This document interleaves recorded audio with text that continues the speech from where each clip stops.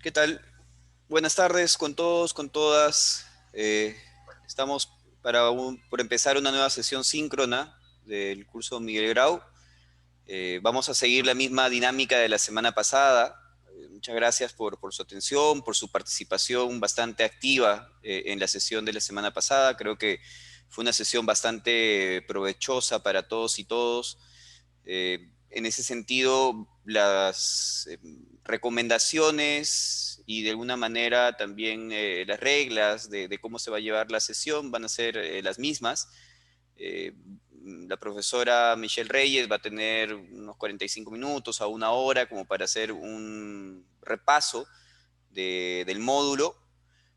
Junto con ella estamos Hugo Torres del Ministerio de Justicia, quien les habla, Gianfranco Olivera del CICR, y la idea es, luego de la presentación de la profesora Reyes, vamos a abrir el espacio para preguntas y respuestas, ¿no?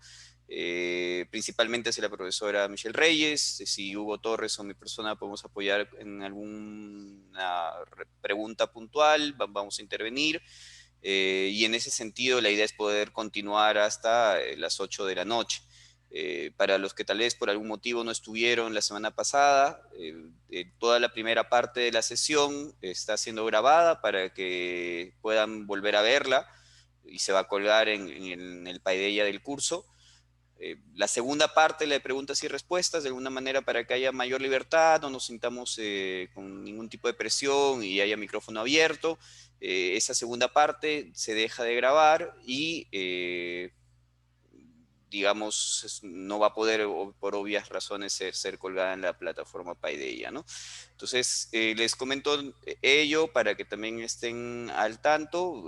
También en cuanto a las preguntas que se hacen por el chat, si gustan, se las pueden escribir. Si son muchas, también está con nosotros Lucero, la adjunta del curso, que está apoyándonos. Entonces, tanto Hugo como yo y Lucero vamos a apoyar en caso de que haya muchas preguntas, quizás reuniéndolas para poder responder todas las que se puedan. En caso de que no sean tantas, sí se pueden leer directamente y las responderemos como ocurrió la semana pasada. Les recomiendo que dentro de lo posible, para hacer esta sesión lo más interactivo que se pueda, así como la semana pasada, lo ideal sería que quien quiera hacer una pregunta tiene toda la libertad para poder abrir el micrófono, si gusta prender la cámara también y hacer la pregunta directamente. Si por algún motivo logístico o de otra índole no puede hacerlo, como ya les comenté, está siempre la posibilidad del chat. Entonces creo que una vez ya dadas las indicaciones del caso, eh, les agradecemos nuevamente por estar acá presentes, por la participación activa en todo el curso, y le cedo la palabra a la profesora Michelle Reyes. Michelle, tienes la palabra. Bueno, muchas gracias, Gianfranco. Buenas noches, Gianfranco. Buenas noches, Hugo. Buenas noches a todo el equipo de apoyo en este 15º curso Miguel Grau. Y sobre todo, buenas noches a todas y todos los que se conectan esta noche.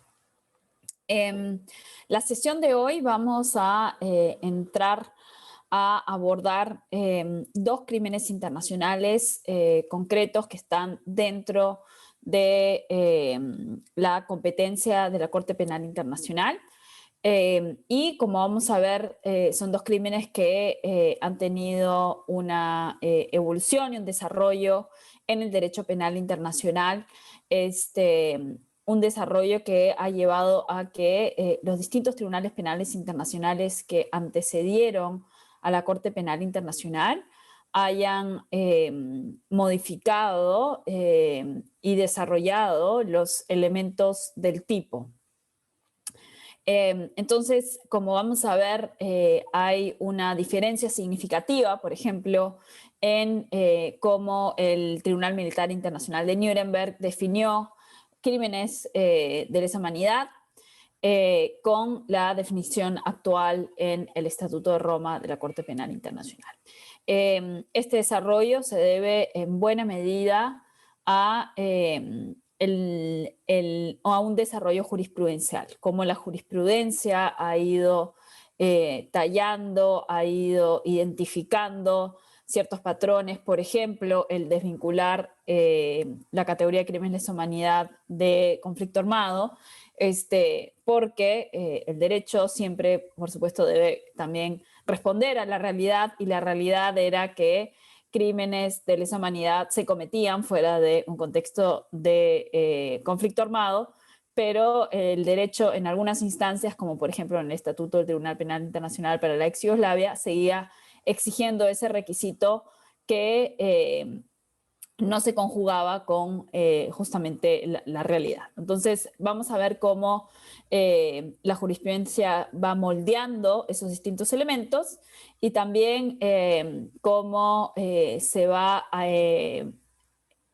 avanzando una discusión en torno a ir explorando las propias conductas dentro de la categoría, ¿de acuerdo? Y aquí va a haber otra evolución interesante en la categoría de crímenes de lesa humanidad, ¿no? En el Estatuto de Roma de la Corte Penal Internacional se van a agregar conductas bajo la figura de crímenes de lesa humanidad que no teníamos en los otros tribunales penales internacionales, como vamos a ver. Muy bien, entonces vamos a comenzar con el crimen de genocidio. Y el crimen de genocidio tiene varias particularidades, pero una de las grandes reflexiones que se hace en torno al nacimiento del derecho penal internacional, más allá de los antecedentes en la primera mitad del siglo XX, podemos tomar como punto de partida la Segunda Guerra Mundial, mejor dicho, la post-Segunda Guerra Mundial, y el establecimiento de los tribunales militares internacionales de Nuremberg y de Tokio como la fecha de nacimiento de esta disciplina. Pero esta disciplina nace sin un tipo penal sobre genocidio. Y no es que no se habían dado genocidios, de hecho, la Segunda Guerra Mundial, cuando la hemos estudiado, la hemos analizado, una de los peores crímenes que se dio fue el genocidio contra el pueblo judío y contra otros grupos que hoy cabrían dentro de la definición. La historia de la humanidad ha estado plagada por actos de genocidio, pero no se había acuñado todavía el término de genocidio como tal. Entonces, vamos a explorar un poco en qué consistió esa definición y por qué este sigue siendo un crimen cuya definición y elementos prácticamente se han mantenido inalterados en el tiempo. A diferencia de los otros crímenes, la definición de genocidio sigue siendo a grandes rasgos la definición de 1948 de la Convención contra el Genocidio, ¿de acuerdo? Muy bien, entonces, si me pueden confirmar cuando se vea, por favor, la pantalla. Ahora se ve. Gracias. Entonces, como antecedentes a la categoría del crimen de genocidio, tenemos la exclusión dentro de los estatutos de los tribunales militares internacionales. Voy a poner la pantallita por aquí, así no me distraigo, muy bien. Y teníamos a pesar de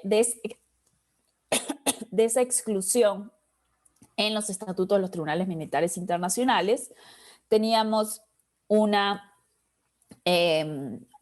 tipo que nos permitió incluir el crimen de genocidio, que fue en ese momento el tipo de persecución como crimen contra la humanidad. En el Estatuto de Nuremberg se hablaba de la categoría de crímenes contra la humanidad, había un tipo sobre persecución. Entonces, persecución hoy lo usamos un poco, como vamos a ver, como una suerte de cajón desastre en aquellos actos que no cabrían dentro del tipo penal de genocidio.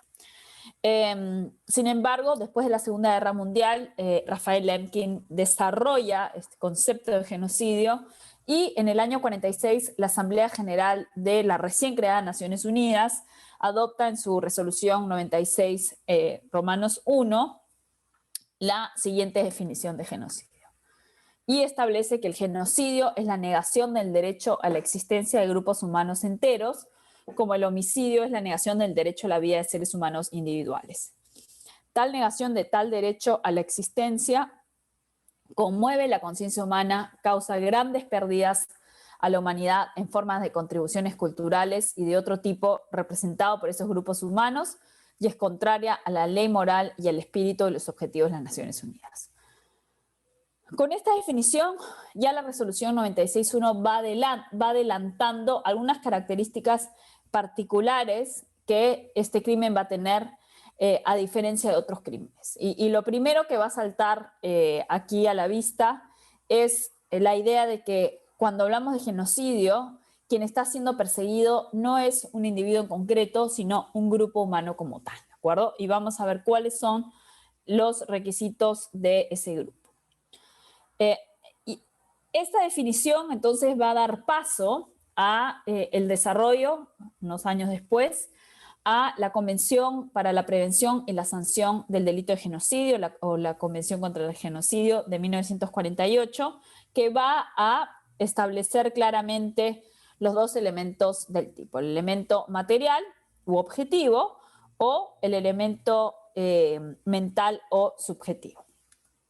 Y así, esta definición que tienen en la pantalla va a mantenerse prácticamente inalterada hasta el día de hoy y es la que va a inspirar el artículo 6 del Estatuto de Roma de la Corte Penal Internacional. Entonces, en el artículo 2 vamos a ver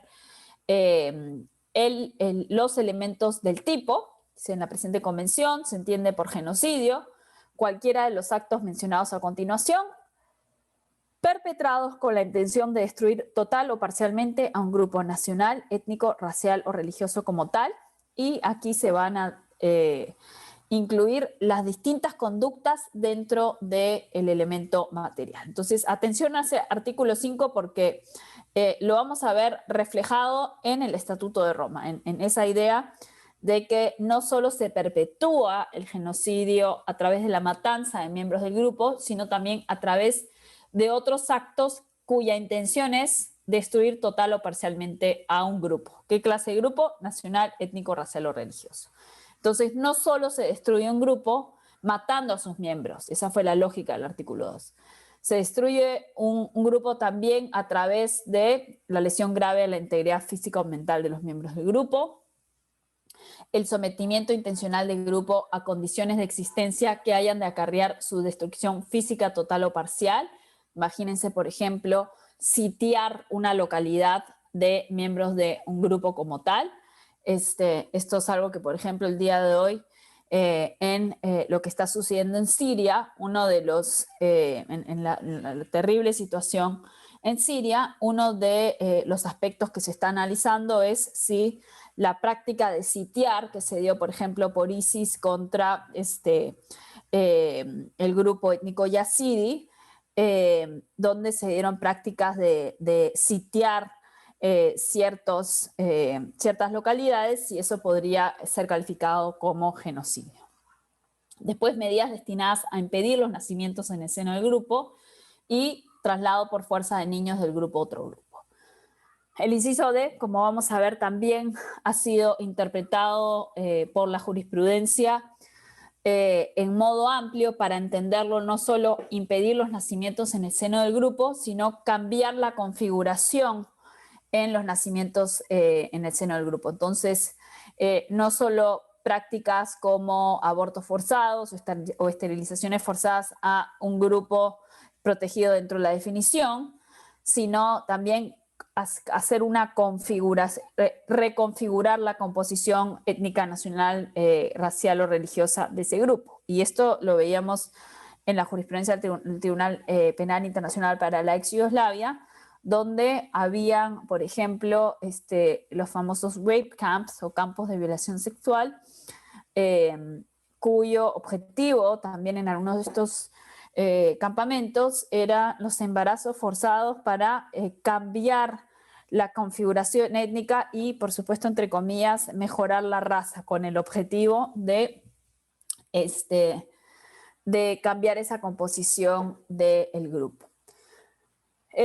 Y el traslado por fuerza de niños del grupo a otro grupo, por ejemplo, en el ámbito de prácticas coloniales también se han utilizado se han referido mucho a esta práctica.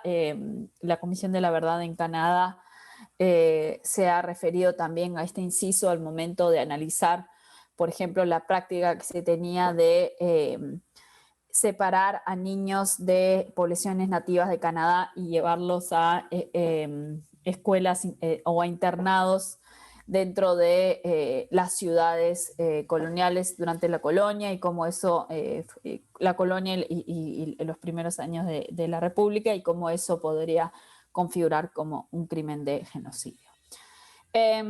Y el artículo 3º también se ve reflejado hoy en el derecho penal internacional, y el artículo 25 del Estatuto de Roma, que regula las distintas modalidades de participación. Si ustedes revisan, el artículo 25 del Estatuto de Roma incluye una disposición específica sobre la incitación al genocidio. Y esto tiene como origen el artículo 25 del Estatuto de Roma, cuando habla de la incitación o la instigación al genocidio, tiene como origen esta disposición, ¿no? El artículo 3º de la Convención de 1948, que establece que no solamente se va a castigar el genocidio, sino la asociación para cometer el genocidio. Eso lo tenemos en el Estatuto de Roma, pero para todos los crímenes. La tentativa de genocidio, la complicidad en el genocidio, lo tenemos en el Estatuto de Roma para todos los crímenes, pero lo que sí tiene el Estatuto de Roma específicamente para el crimen de agresión es este inciso D. Perdón, para el crimen de genocidio es este inciso C, que establece que también se castigará la instigación directa y pública a cometer genocidio. Y esto es lo que veíamos, por ejemplo, en Ruanda, donde se utilizaba los medios, la radio, pensemos en la radio, esta radio de 10.000 colinas, donde se hacía un llamado a que se perpetúe el genocidio contra los tutsis, y se hacía este llamado a exterminar a todas las cucarachas, ¿no? Públicamente se cumplía con ese requisito que la Convención exige sobre la necesidad de que haya una instigación que sea directa y que sea pública, ¿no? Es un umbral alto, pero es un umbral que en la historia se ha dado en muchas circunstancias. Es además, como vamos a ver, nos lleva a un tema complejo con el genocidio, que es el elemento subjetivo, ¿no? El probar ese dolo genocida que es tan concreto y tan particular. Porque el dolo genocida no solamente implica que yo voy a matar a Juan, y creo que brindaba este ejemplo yo la sesión pasada, pero lo voy a repetir. No es solamente matar a Juan porque porque quiero eliminar a Juan, no es solamente matar a Juan porque quiero eliminar a Juan, quien pertenece a la etnia Luo, sino que quiero matar a Juan, quien pertenece a la etnia Luo, porque mi objetivo final es matar a Juan y a Pedro o a Fernando, etcétera, porque quiero destruir total o parcialmente a la etnia Luo, ¿de acuerdo? Entonces, ese es el camino que hay que seguir en genocidio. Y en términos de probanza es difícil probar el dolo genocida, pero la jurisprudencia ha desarrollado muchas pautas para identificar el dolo genocida a través de la presunción del dolo genocida o la presunción genocida.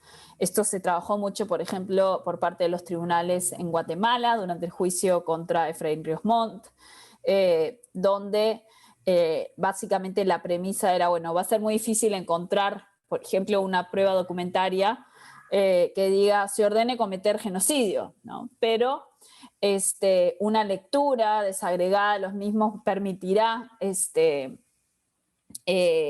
identificando eso. Entonces, por darles un ejemplo, en Guatemala, uno de los archivos que se encontró y que luego fue cotejado con los archivos que adicionalmente se fueron desclasificando por parte de la CIA, cuando hubo una serie de solicitudes a la CIA para que desclasifique archivos que antes habían sido clasificados por Seguridad Nacional. Se hizo un trabajo importante por parte de la sociedad civil para que la CIA pueda desclasificar varios archivos en torno a el apoyo de la CIA a Guatemala. Y eso se cotejó también con el documentos en torno al Plan Sofía. El Plan Sofía fue un plan secreto de la policía guatemalteca, que hablaba y desarrollaba el plan de tierra arrasada en el altiplano guatemalteco en torno a el ataque contra la población maya y xil, ¿no?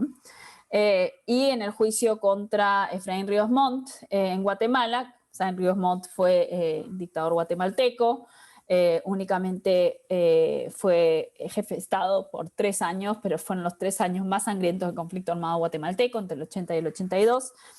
Y en el Plan Sofía, por ejemplo, se establecía que se había llegado a la conclusión que el 100% de las personas, con esa cifra, ¿no? Que el 100% de las personas que vivían en el Triángulo Ixil, el Triángulo Ixil queda en el altiplano guatemalteco, eran subversivos. Entonces, la presunción que estaban haciendo es todas las personas que viven en este triángulo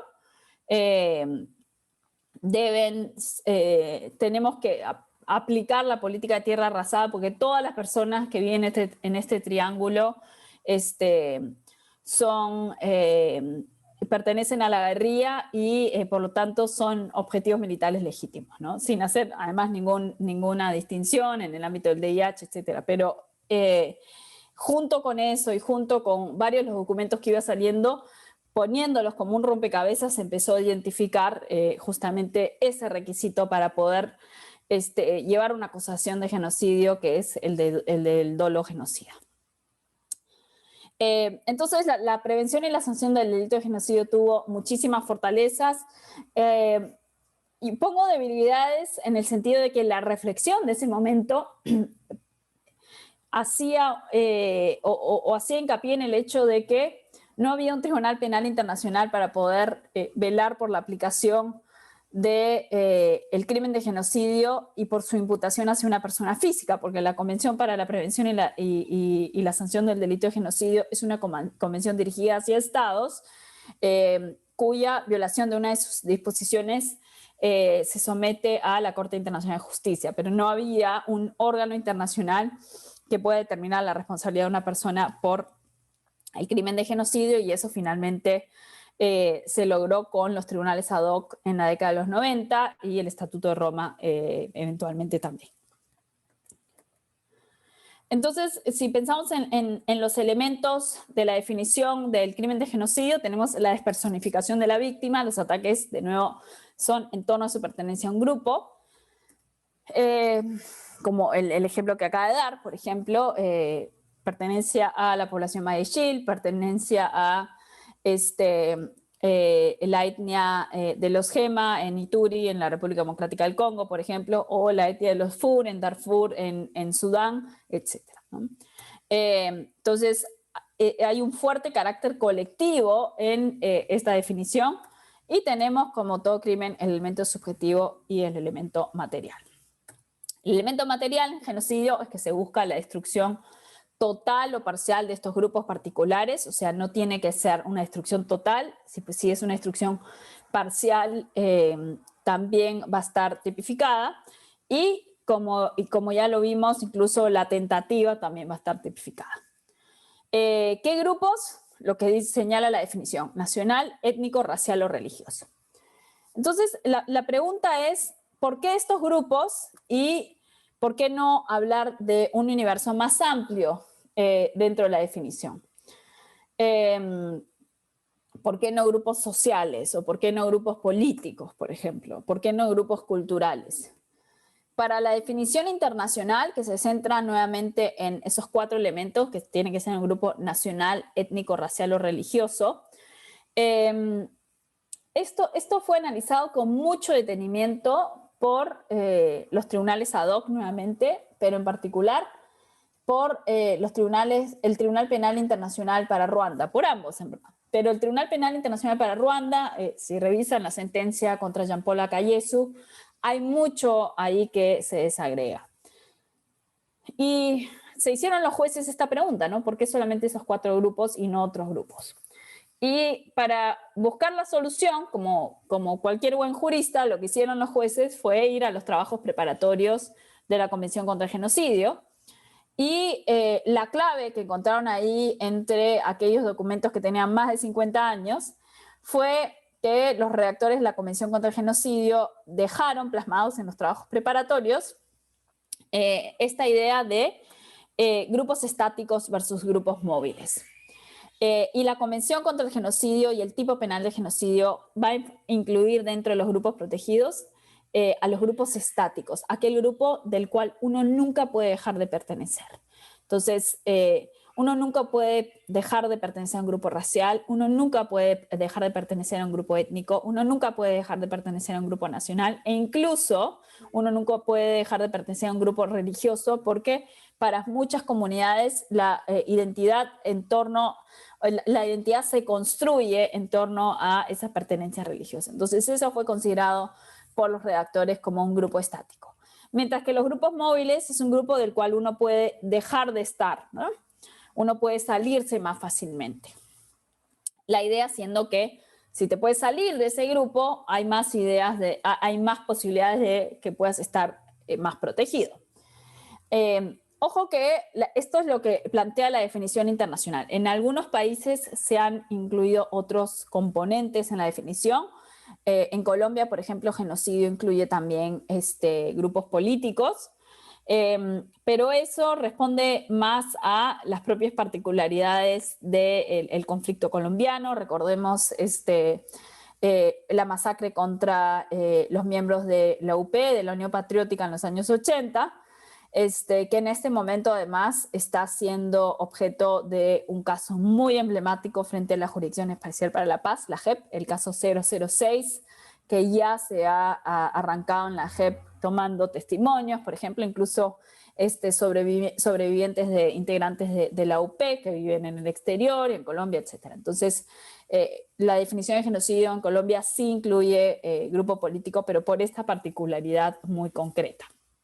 En otros países ha incluido, por ejemplo, grupos culturales. En Bolivia, en Ecuador, se contempló también esa ampliación de la definición.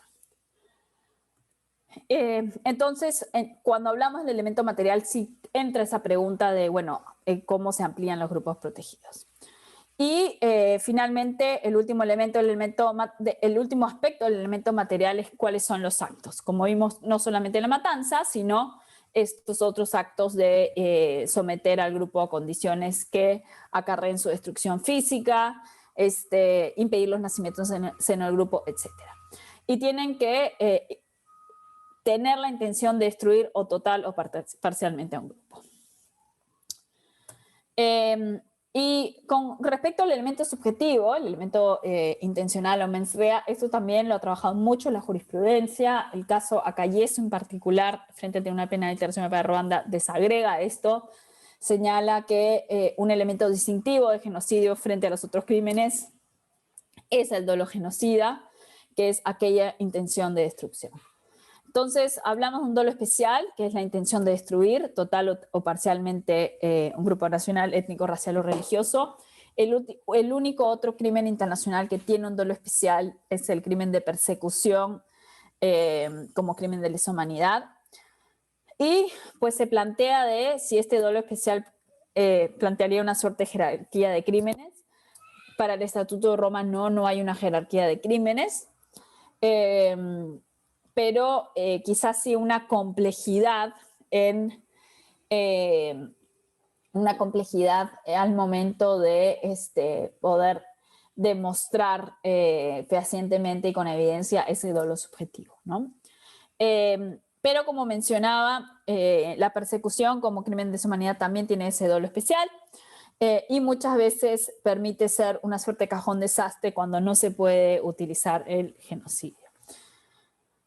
Hay una dificultad de prueba entonces en torno a ese dolo genocida, y aquí la jurisprudencia ha desarrollado mucho los indicios para deducir la intención. Por ejemplo, indicios como hay una suerte de modus operandi que resulta en que las víctimas pertenezcan todas a un mismo grupo. un modus operandi como, por ejemplo, y ojo que no estoy utilizando la palabra patrón adrede, ¿no? Sino estoy utilizando el modus operandi como una forma que nos pueda ayudar a identificar esos indicios. En una, ¿cómo se dice? Mass grave, una, ay, se me fue la palabra. Fosa común, en una fosa común, si se encuentran, por ejemplo, 50 cuerpos pertenecientes a un mismo grupo nacional, étnico, racial o religioso, eso también puede ser un indicio del dolo genocida. Si se encuentran documentos como el Plan Sofía, que establecía que en el triángulo de Maya y Shil se podía atacar a toda la población Maya y Shil, eso también ayudaba a ir construyendo este rompecabezas de la presunción del dolo. En el Tribunal Penal Internacional para la ex Yugoslavia también tenemos bastante jurisprudencia sobre esto. El caso Krstić en particular también abordó bastante esta presunción. Y finalmente, en las formas de perpetración tenemos la responsabilidad individual, directa o indirecta, o sea, la autoría. Tenemos la comisión por omisión cuando se trata de la responsabilidad de mando y, como vimos, en la Convención contra el Genocidio tenemos estas modalidades: instigación, complicidad, tentativa, conspiración, que el Estatuto de Roma va a recoger para todos los crímenes, con la excepción de la instigación pública y directa, que va a ser únicamente para el crimen de genocidio. Ahora pasemos a el crimen de lesa humanidad, porque el crimen de lesa humanidad es una categoría más antigua, todavía se va a incluir en los estatutos. Un segundo, por favor, que creo que estoy abriendo el mismo documento. Ya. La categoría de crimen de lesa humanidad se va a incluir en los estatutos de los tribunales militares internacionales. Ya se había formado un concepto de crímenes de lesa humanidad y se había trabajado sobre todo hacia inicios del siglo XX. Se había adelantado lo que significaba ese concepto, ¿de acuerdo? Entonces, si me pueden confirmar, si pueden ver mi... Todavía no. Aún no. Aún no.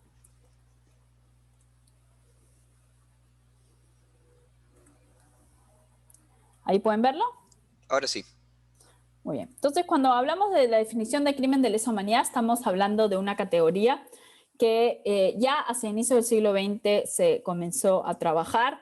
Las primeras referencias a crímenes contra la humanidad se dieron, por ejemplo, en 1915, después de actos perpetrados por parte de Turquía contra el pueblo armenio, y donde muchas potencias hicieron esa calificación como crímenes de lesa humanidad en su momento, ¿no? Vamos a ver cómo se desarrolla también esta idea en los distintos estatutos. Y van a ver que aquí vamos a tener una evolución, porque en sus orígenes la categoría de crímenes de lesa humanidad va a seguir vinculada a la existencia de un conflicto armado, ¿de acuerdo?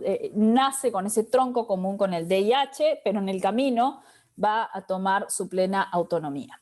Entonces, miren cómo tenemos en la columna izquierda, vamos a ver la definición de Nuremberg de 1945, y en la columna derecha de 1945-46, y en la columna derecha vamos a tener la definición del Tribunal Penal Internacional para la ex Yugoslavia 50 años después, prácticamente en 1993. Entonces, en Nuremberg tenemos la categoría de crímenes contra la humanidad, dice, a saber, el asesinato, la exterminación, la esclavización, la deportación y otros actos inhumanos cometidos contra la población civil antes de la guerra o durante la misma, la persecución por motivos políticos, raciales o religiosos, en ejecución de aquellos crímenes que sean de competencia del tribunal o en relación con los mismos, constituyan o no una vulneración de la legislación interna del país donde se perpetraron.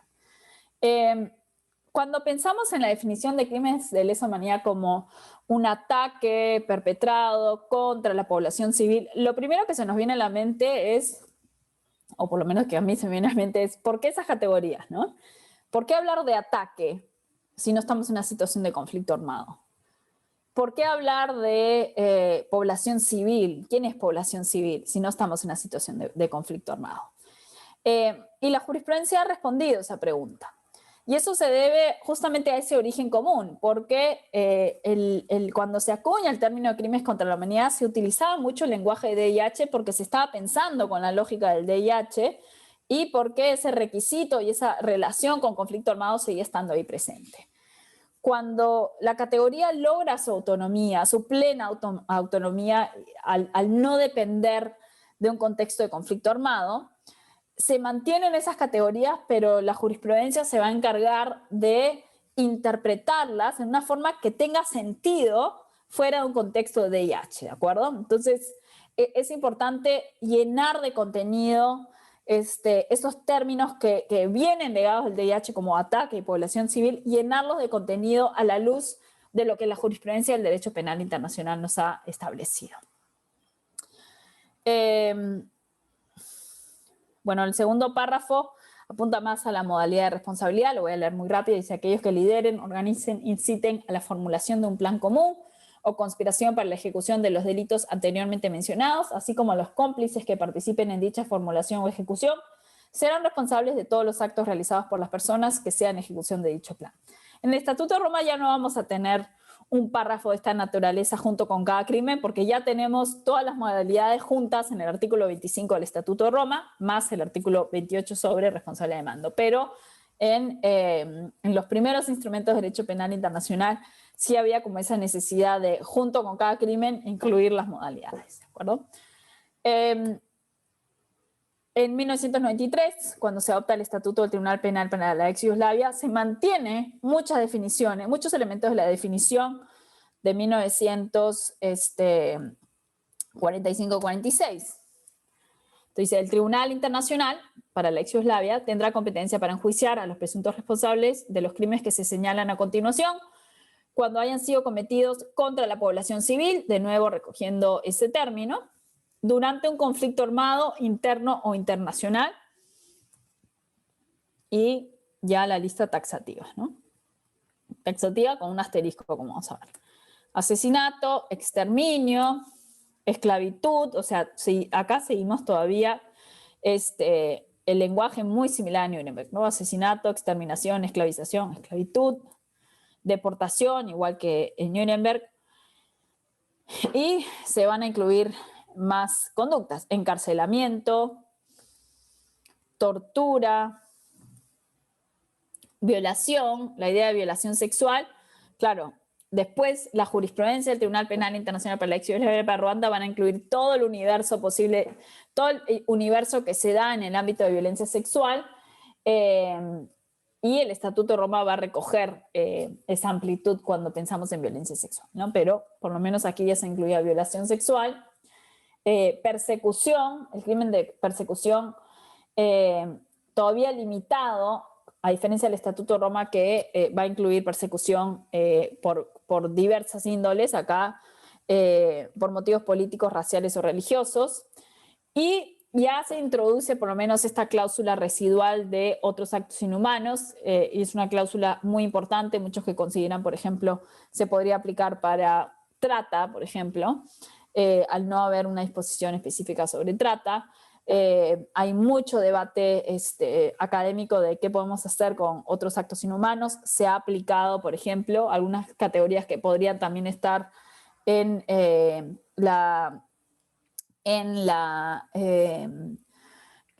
el inciso sobre violencia sexual en el Estatuto de Roma, en un caso reciente, el caso Al-Hassan, y el caso Ongwen, se ha utilizado esta disposición sobre otros actos inhumanos. En el caso Ongwen, frente a la Corte Penal Internacional de la situación en Uganda, se ha utilizado otros actos inhumanos para matrimonios forzados, por ejemplo. Y igualmente lo hizo el Tribunal de Sierra Leona en el caso Brima. Y aquí vemos ya la definición en el Tribunal Penal Internacional para Ruanda, un año después adoptado un año después que el Estatuto del Tribunal para la Ex Yugoslavia. Entonces, esta definición del Tribunal para Ruanda es del año 94, y aquí ya hay un avance importantísimo. Atención a cómo estaba en el 93 en la Ex Yugoslavia. Decía todavía, cuando hayan sido cometidos contra la población civil durante un conflicto armado. Atención a lo que dice el Tribunal para Ruanda. Dice, el Tribunal Internacional para Ruanda tendrá competencia, disculpen, ahí Ruanda está mal escrito, está escrito en inglés, pero dice, tendrá competencia para enjuiciar a los presuntos responsables de los crímenes que se señalan a continuación cuando hayan sido cometidos como parte de un ataque generalizado, sistemático contra la población civil. Hasta ahí perfecto, pero después agregan una última parte que se vuelve un retroceso por razones políticas, étnicas, raciales o religiosas. Entonces, el avance es que ya nos desconectan de conflicto armado, el avance es que ya introduce el elemento de generalidad o sistematicidad, la idea de que responden a un patrón de conductas y que no son hechos aislados, y esa es la idea central de la categoría de lesa humanidad, pero incluyen las causales que únicamente deberían ser aplicables para persecución o incluso genocidio, las incluyen para lesa humanidad. Por suerte, esta definición fue corregida por los jueces del Tribunal Penal Internacional para Ruanda, que precisaron, ok, no se requiere una causal de nacionalidad, razones políticas, étnicas, raciales o religiosas cuando hablamos de lesa humanidad. Entonces, esto nos muestra también la importancia del trabajo judicial.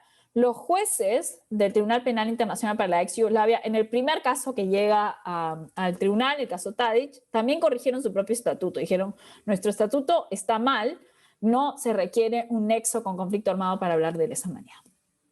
Y los jueces en el Tribunal Penal Internacional para Ruanda dijeron, no se requiere que sea por razones de nacionalidad o razones políticas, étnicas, raciales o religiosas. Y vemos aquí las conductas: homicidio intencional, exterminio, esclavitud, deportación, encarcelamiento, tortura, violación sexual, persecución por motivos políticos, raciales o religiosos u otros actos inhumanos. Y finalmente, el artículo 7 del Estatuto de Roma recoge todos estos elementos para aterrizar a la definición autorizada que se maneja hasta el día de hoy, ¿no? A los efectos del presente estatuto se entenderá por crimen de lesa humanidad cualquiera de los actos siguientes cuando se cometa como parte de un ataque, ahí está, generalizado, 2, o sistemático, 3, contra una población civil, 4, y con conocimiento de dicho ataque. Incorporan el elemento mental en la definición.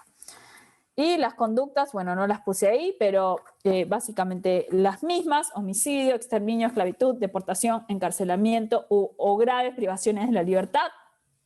El examen preliminar en Venezuela, por ejemplo, incluye muchas comunicaciones en torno a graves privaciones de la libertad.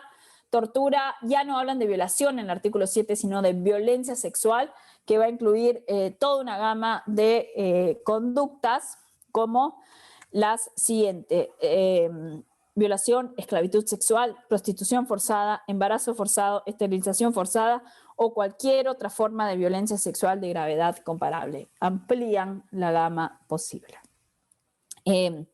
Incluso hay toda una discusión ahora de cómo utilizar esa definición de qué podría caber dentro de otras formas de violencia sexual. En el año 2019 se adoptaron unos lineamientos que se llaman los principios de la Haya sobre la violencia sexual, con unos lineamientos en derecho penal internacional, donde se miró toda la jurisprudencia, se habló con unas 500 sobrevivientes y se llegó a este documento que siempre recomiendo su lectura, que aborda todas esas posibles conductas que podrían entrar dentro de otras formas de violencia sexual. Se incluye en el Estatuto de Roma el crimen de apartheid, que no estaba en los otros instrumentos, y también se agrega el crimen de persecución, pero como una categoría mucho más amplia, ya no solo persecución por motivos políticos, raciales o religiosos, sino miren lo que dice el artículo 7, dice persecución de un grupo o colectividad con identidad propia fundada en motivos políticos, raciales, nacionales, étnicos, culturales, religiosos, de género u otros motivos universalmente reconocidos como inaceptables con arreglo al derecho internacional en conexión con cualquier acto mencionado en el presente párrafo o con cualquier crimen de la competencia de la Corte. Es complejo el crimen de persecución porque hay que utilizarlo a la luz con otro crimen. No se puede, no es un crimen autónomo como tal. Entonces no se puede iniciar un caso por el crimen de persecución per se. Tienes que ser persecución junto con esclavitud, persecución junto con homicidio, por ejemplo. O persecución también se puede utilizar junto con un crimen fuera del artículo 7 de lesa humanidad. Se puede usar persecución junto con un crimen de guerra o persecución junto con genocidio. Es complejo el de persecución. También lo estamos viendo en varios exámenes preliminares. En el examen preliminar ahora quizá próxima investigación de Filipinas, uno de los elementos que ha guiado este examen preliminar ha sido persecución contra toda persona que pueda ser considerado por el Estado como un consumidor de drogas, por ejemplo, porque el examen preliminar en Filipinas, el grueso de ese examen preliminar es la política antidrogas del presidente Duterte, que se centra en erradicar el consumo de drogas, pero donde la política ha sido una serie de ejecuciones extrajudiciales, presuntas ejecuciones extrajudiciales contra incluso quien pudiera de repente ser un consumidor de drogas. Entonces ha sido una situación muy, muy compleja, ¿no? Y además se agrega la cláusula abierta o general de otros actos inhumanos, que está en el inciso K, dice otros actos inhumanos de carácter similar que causen intencionalmente grandes sufrimientos o atenten gravemente contra la integridad física o la salud mental o física. Un crimen adicional que miró mucho en la amplísima jurisprudencia que teníamos en América Latina y que no estaba en los estatutos anteriormente, en los otros estatutos del Tribunal Penal Internacional, es que se incluye en el artículo 7 el crimen de desaparición forzada como crimen de lesa humanidad. No lo teníamos en los tribunales ad hoc.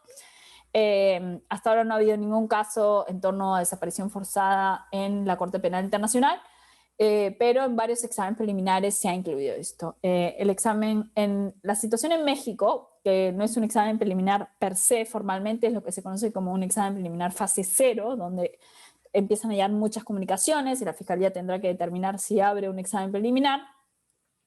Hay varias comunicaciones en torno a desaparición forzada. Muy bien, entonces ha habido una evolución histórica hacia la autonomía del concepto. Se pasó de una lógica de que lo que ocurre al interior de un Estado es dominio reservado. Luego se da una declaración conjunta en torno al pueblo armenio que se llaman los nuevos crímenes contra la humanidad y la civilización. Se da una consagración jurídica como tal en Nuremberg y en el Tribunal Penal Internacional para la Ex-Yugoslavia, pero que seguía vinculándolo con conflicto armado. Porque la justificación era justamente la necesidad de proteger a personas más allá de su estatus y ese origen común con el VIH era un poco complejo. La autonomía frente al conflicto armado se va a dar con Tadić en 1995 y finalmente en el Estatuto del Tribunal para Ruanda y del Estatuto de Roma se va a dar la consagración jurídica del concepto autónomo. ¿De acuerdo? Entonces vamos a ver el elemento objetivo. Yo creo que me voy quedando sin tiempo, pero el elemento objetivo va a ser, uno, la idea de ataque. ¿Qué entendemos por ataque? Recuerden que ataque no debe entenderse en términos militares o ni siquiera en términos de uso de la fuerza, porque hay que desagregarlo de esa lógica del VIH. Y por la idea de ataque, como hay mucha jurisprudencia de la Corte Penal Internacional en torno a este concepto. El caso Katanga desarrolla mucho la idea de ataque, el caso Bemba desarrolla mucho la idea de ataques. La idea es que se excluye todo acto independiente o aislado y el enfoque está en la coerción, ¿de acuerdo? No necesariamente, repito, el uso de la fuerza, la coerción, que incluso puede ser coerción no por parte del perpetrador, sino por parte del entorno. Los elementos de los crímenes del estatuto lo ha definido como una comisión múltiple de actos en torno a una política organizacional. Y aquí también hay bastante jurisprudencia en la región. En Colombia, en el marco del megajuicio contra miembros del paramilitarismo, contra la AUC, se dio un caso muy notorio, por ejemplo, en torno a una localidad en el departamento de Magdalena que había estado ocupada por el paramilitarismo y donde, creo que lo conté en esta ocasión, en este curso, pero donde todos los lunes las mujeres de esa localidad tenían que hacer su fila para ir a su violación sexual semanal en el cuartel del paramilitarismo. Y las mujeres no eran llevadas a punta de pistola ni a punta de un arma, nadie las empujaba a ir, hacían su cola cada lunes para entrar a que sean violadas sexualmente, su violación semanal, porque les habían amenazado con que si no entraban a su violación semanal, se iban a tomar medidas de represalia contra los hombres en sus familias. Y en este caso, lo que se determinó era que toda la presencia del paramilitarismo en esa localidad contribuía al elemento de coerción necesario para poder enjuiciar ese caso como un caso de lesa humanidad como tal. Fue un caso absolutamente terrible, ¿no? Población civil también, la importancia de interpretarlo más allá del DIH, y acá tenemos también bastante jurisprudencia al respecto. El caso Cunarac desarrolla esto mucho. La idea es la vulnerabilidad. El énfasis está en la vulnerabilidad, que sea un grupo que se enfrenta a una vulnerabilidad particular. La sistematicidad apunta al carácter organizado de ese ataque en torno a un patrón o política común. La masividad es la masividad o gran escala de ese ataque. El sujeto activo no necesariamente tiene que ser, por supuesto, una entidad estatal, puede ser una organización, que puede ser un grupo armado, puede ser el crimen organizado, como vimos en las situaciones de Kenia ante la Corte Penal Internacional, en la situación de Kenia, en los casos de Kenia, en la situación de Kenia ante la Corte Penal Internacional, la política que se estaba aplicando para hablar de una política organizacional era por parte de un partido político, por ejemplo. Entonces, ese ataque sistemático, generalizado contra la población civil se hace en atención a un patrón o política organizacional. ¿De acuerdo? Y la situación en Kenia ante la CPI ha dado muchos indicios de cómo entender este elemento. Entonces, aquí, por ejemplo, estoy buscando uno de los extractos para leerlos. El caso Jean-Pierre Bemba dice el requisito legal, disculpen, voy a hacer una traducción rápida, pero dice el requisito legal de la comisión múltiple de actos significa que deben haber más de algunos casos aislados o incidentes aislados cuando aplicamos el artículo 7 del estatuto. El requisito de una política estatal o organizacional implica que el ataque sigue un patrón regular. Tal política puede ser hecha por un grupo de personas que, por ejemplo, gobiernan un territorio específico, o por una organización con la capacidad de cometer un ataque sistemático o generalizado contra la población civil. Dicha política no tiene por qué ser formalizada, incluso, o de hecho, un ataque puede ser planeado, dirigido u organizado, con tal de que un ataque sea planeado, dirigido u organizado, en contraposición a actos aislados o espontáneos, se cumplen con los criterios de comisión múltiple de actos.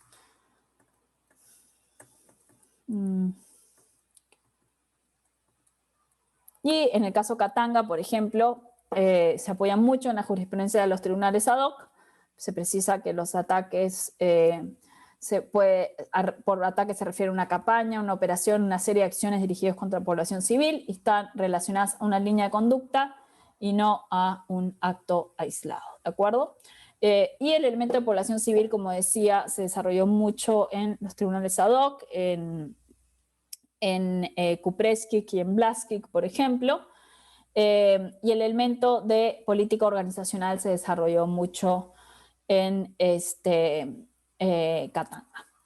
Finalmente, el elemento subjetivo, la intención que se requiere para lograr el resultado de cada una de las conductas, pero además el conocimiento. ¿El conocimiento de qué? De que la conducta del perpetrador se aplica en atención a una política organizacional sistemática o generalizada. Entonces vamos a tener la intención de cometer el acto más el conocimiento del contexto, ese vínculo con la política organizacional, y esto se trabajó mucho en el Tribunal Penal Internacional para Ruanda, por ejemplo, el caso Kayishema. Finalmente, solo para precisar, tenemos dentro de los sistemas regionales de protección de derechos humanos referencias a crímenes de lesa humanidad, a pesar de que no hay un mandato específico. Aquí la jurisprudencia es variada.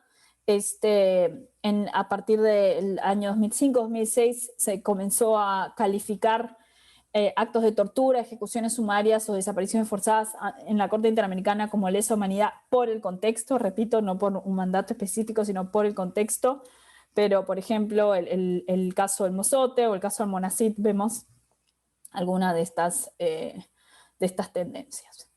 Y creo que lo dejo aquí. Ya tenemos 1 hora y podemos pasar de repente a preguntas o comentarios al respecto. Gracias. Muchas gracias.